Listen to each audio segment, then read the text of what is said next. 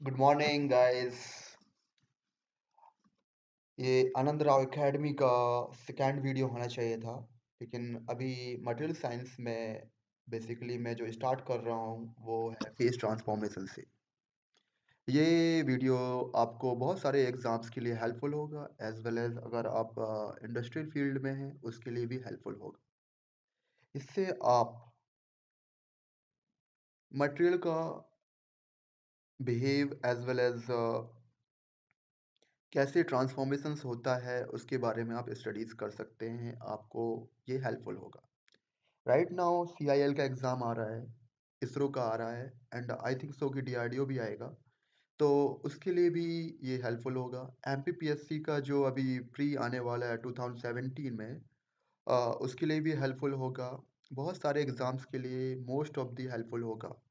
Okay, सबसे first में अगर हम फेस ट्रांसफॉर्मेशंस के बारे में बात करते हैं तो फेस ट्रांसफॉर्मेशंस में कुछ टर्मिनोलॉजीज आएंगी, लेकिन हम मटेरियल साइंस पढ़ क्यों रहे हैं? सबसे फर्स्ट में एज पर मैकेनिकल इंजीनियर, या अगर आप डिप्लोमा होल्डर हैं या कुछ भी है, तो ये पढ़ क्यों रहे हैं? आज मैकेनिकल इंजीनियरिंग बनाई क्यों गई है सबसे फर्स्ट में थिंग, और ये एग्जाम में पूछा क्यों जा रहा है? मैकेनिकल इंजीनियरिंग में मटेरियल साइंस बहुत ही ज़्यादा इम्पोर्टेंट रोल रखता है, क्योंकि कोई भी प्रोडक्ट है वो उसकी क्वालिटी आपके मटेरियल से डिसाइड होती है। For example right now you are studying, आपके पास हर बंदे के पास अलग अलग डिग्री है, लेकिन हर बंदे के पास एक अलग अलग क्वालिटी है। तो जो क्वालिटी डिसाइड होती है वो मटेरियल से डिसाइड होती है। मैं भी राइट नाउ जब कोई भी चीज़ डिज़ाइन करता हूँ तो मुझे हर पार्ट का, हर प्रोडक्ट का एक अलग अलग मटेरियल डिसाइड करना पड़ता है अकॉर्डिंग टू एप्लीकेशंस। ओके, तो इसको पढ़ने के लिए सबसे फर्स्ट में हम कुछ टर्मिनोलॉजीज का बारे में पढ़ेंगे। राइट नाउ कोई भी सिस्टम है, अब सिस्टम क्या होता है? थिंक, इसको प्रैक्टिकली वे में आप समझिए। आप इसको रटने की कोशिश करेंगे तो आई डोंट थिंक सो कि आप समझ पाएंगे या रट पाएंगे इसको। सिस्टम जिसमें हम कोई भी चीज़ वर्क करने वाले हैं, और उस पर जब हम वर्क करेंगे तो किसी भी चीज़ का इफेक्ट नहीं पड़ना चाहिए, मीन्स वो सिस्टम आइसोलेट होना चाहिए। द सब्सटेंस, द सब्सटेंस जो आइसोलेटेड है सराउंडिंग से। स्टेट, जब मैं उस सिस्टम पे वर्क कर रहा हूँ तो कोई ना कोई एक स्टेट डिफाइंड होगी जिसमें मैं वो उस कंडीशन में वर्क कर रहा हूँ। उस स्टेट को डिफाइन करने के लिए बेसिकली प्रेशर और टेम्परेचर यूज किया जाता है। सिंपली सी बात ना, कॉमन सेंस से स्टेट क्या होगी? जो प्रेशर टेम्परेचर उस कंडीशन पे क्या कंडीशन है, that's called state.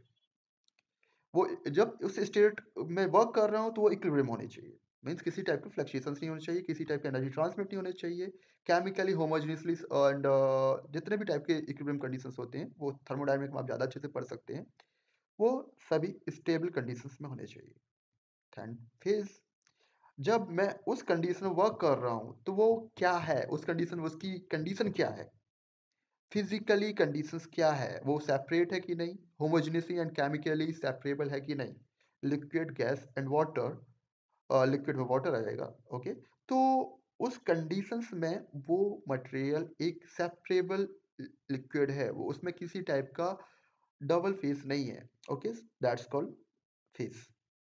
Degree of freedom, number of independent variable. अब नंबर ऑफ इंडिपेंडेंट वेरिएबल क्या है? जो डिस्क्राइब द स्टेट करते हैं। स्टेट को डिस्क्राइब करने के लिए जितने नंबर ऑफ वेरिएबल्स हैं, that's called degree of freedom.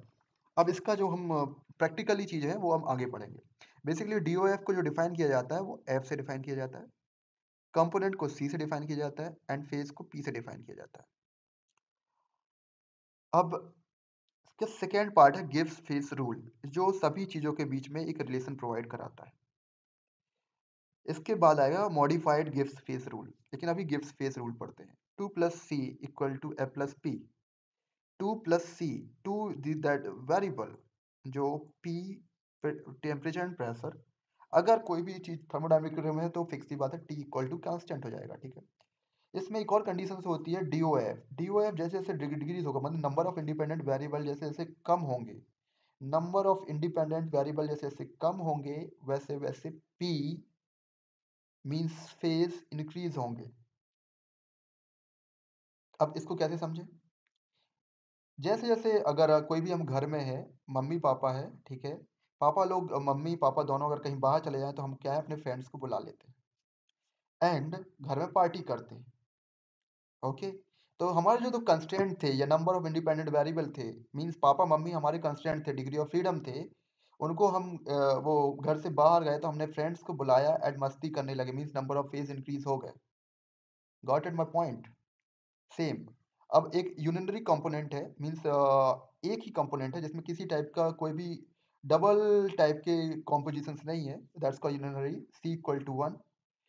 ये डिपेंड करता है प्रेजेंट टेम्परेचर पे। अब इसका कैसे बिहेवियर चेंज होगा, अगर कोई भी चीज है तो उसका बिहेवियर कैसे चेंज होगा जब वो यूनिनरी कंपोनेंट है। हम जानते हैं कि एफ जैसे जैसे डिक्रीज होगा, पी इंक्रीज होगा। इसमें आप ये ग्राफ देख रहे होंगे, ये ग्राफ बनाया मैंने, इसमें ए कंडीशन है and B condition and X condition है। ओके, ए कंडीशन पे आप देख रहे हैं F equal to two, means इधर पर दो नंबर ऑफ वेरिएबल्स हैं, मतलब मम्मी पापा दोनों हैं, तो बच्चा क्या होगा, आराम से पढ़ाई करेगा, means P equal to one, that's called liquid. Second में आया बी में, अब इधर पर पापा घर से बाहर चले गए। ओके, तो मम्मी तो थोड़ी सी फ्लेक्सिबल होती है, फिक्स सी बात है, पी इक्वल टू टू हो जाएगा, हम कोई ना कोई फ्रेंड्स को बुला लेगा या किसी ना किसी को चीज करेंगे या मस्ती करेंगे ज्यादा, मीन्स सॉलिड एंड लिक्विड उधर पर दोनों ज्यादा आ गए। लेकिन अगर सभी लोग आ जाएं, means F equal to zero, okay, triple point, तो फिर तो हंगामा हो जाएगा। ओके अब तो पार्टी चलेगी भाई। ओके, सो उस कंडीशंस में कंस्ट्रेंट जीरो हो गए, मीन्स पी और टी फिक्स्ड हो चुके हैं, दैट कंडीशन में C equal to one and P equal to three, means composition तो वन रहेगा लेकिन उधर फेज चेंज हो जाएगा, हम किसी भी चीज में लिक्विड होगा, गैस होगा एंड वेपर होगा, ओके, सभी किसी भी कंडीशंस में हम चेंज हो सकता है। ओके, दैट का टाइम पे मीन्स फाड़ देगा। ओके, नाउ अब कोई भी सॉल्यूशन है तो सॉल्यूशन बनता कैसे है, उसमें अनलिमिटेड सॉल्युबिलिटी कैसे आएगी। अब अनलिमिटेड सॉल्युबिलिटी के लिए अगर मैं कॉमन सेंस की बात लगाता हूँ, कॉमन सेंस लगाओ, common sense, you are engineer, ठीक है, ओके, नॉट अ रट्टाफिकेशंस। तो अनलिमिटेड सॉल्युबिलिटी कैसे हो सकती है, जब सभी का साइज सेम हो। ओके, अब मटेरियल किससे बनता है, क्रिस्टल स्ट्रक्चर से, तो स्ट्रक्चर भी सेम होना चाहिए।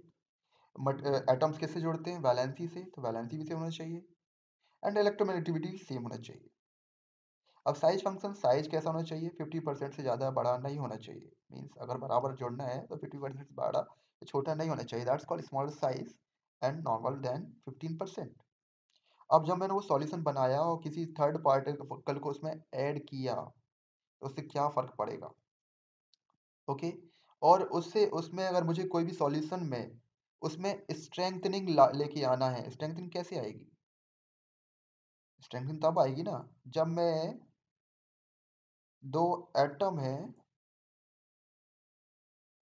ओके, इनके बीच में एक बड़ा एटम डाल दो, means large difference in atom size, इसके और इसके बीच में बहुत ही ज़्यादा लार्ज डिफरेंस है, greater amount of alloy added. अब इसके बीच में अगर हम बहुत ज़्यादा अलॉय ऐड कर दें, ओके, फर्स्ट ये हो गया, सेकेंड डाल दिया, थर्ड डाल दिया, बहुत सारे अलॉयस ऐड कर दिए, फिक्स की बात है उसमें भी स्ट्रेंथ इंक्रीज होगी।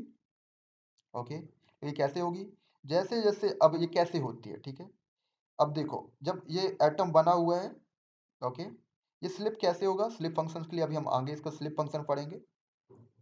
ये मटेरियल इधर से स्लिप होना चाह रहे हैं लेकिन ये क्या है, बीच में एक एटम, जो बड़ा एटम है, large difference size, large atom है, वो क्या करेगा, बीच में प्रॉब्लम क्रिएट करेगा, स्टक प्रोड्यूस करेगा और रिस्ट्रिक्शन प्रोड्यूस करेगा, जिससे sigma Y T, sigma T and hardness increase हो जाएगी।